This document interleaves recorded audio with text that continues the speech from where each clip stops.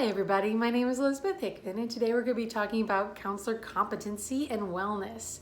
When we think about counselor competency and wellness, we normally think about maybe our physical health, our mental health, and we don't generally think about always keeping those things in check. We think about, okay, well, I feel sick today, so I'll look into why I'm not feeling good. But I think that we need to, under this counselor competency, we need to go ahead and be monitoring that even when we don't feel like there's an issue.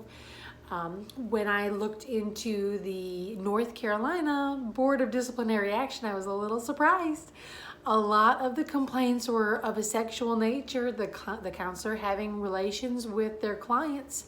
And I think that just like a doctor would tell us that we need to eat right, sleep, and exercise as, just general everyday good habits, I think that we also need to say checking our home life, our relationship, whatever we need to keep on top of. I mean, anybody who's been married more than 5 minutes knows that it's not always the ups. Sometimes it's ups and sometimes it's downs, and there's nothing wrong with that so long as we're aware of where we are in our relationship and making sure that we're, even in the downs, that we're not losing faith, losing hope, or having any sort of mental issues that could impair the counseling sessions that we're providing.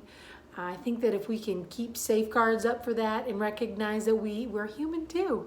We might need counseling ourselves. We might need to just step back for a minute and regroup before heading back to work, that's important, and that we need to make sure that we do that. And that we're ready and set up and aware that we can go ahead and make those calls when it's time.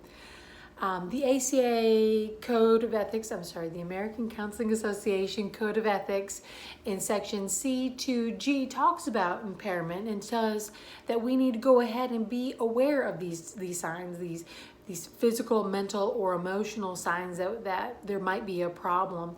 And if there is a problem, we need to seek supervision. Maybe we need to seek the counseling. Maybe we need to suspend or terminate working with our clients for their well-being and for ours, to make sure that we're okay before we sit back into that arena again. And this falls in line with North Carolina's second code of ethics that they work with, which is the American Mental Health Counselors Association Code of Ethics. And in their ethical standards under section C1H, they also talk about recognizing when there's an issue, when there's something mentally, physically, something not right with the counselor, and that to prevent any mental, emotional, or physical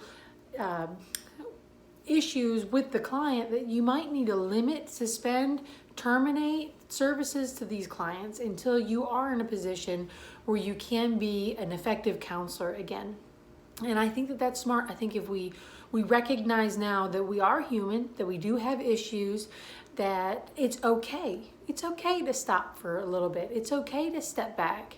It's okay to say there's a problem and I need to address it before I can come back to work. And I think that that's our responsibility, that's our obligation in this profession, is that we do need to recognize and be adult enough to go ahead and step back when the time calls for us to step back and handle our own mental well-being. The question that I would pose to the class is, what are you guys putting up in place to help you recognize when you have an issue and help you recognize when it's time to step back? Do you guys have any tips or anything that you guys have already thought about and set up in your life that will say, okay, if I come to this line, I know that I need to step back, or when this bell rings in my mind, I need to address this issue? I would love to hear what you guys have set up.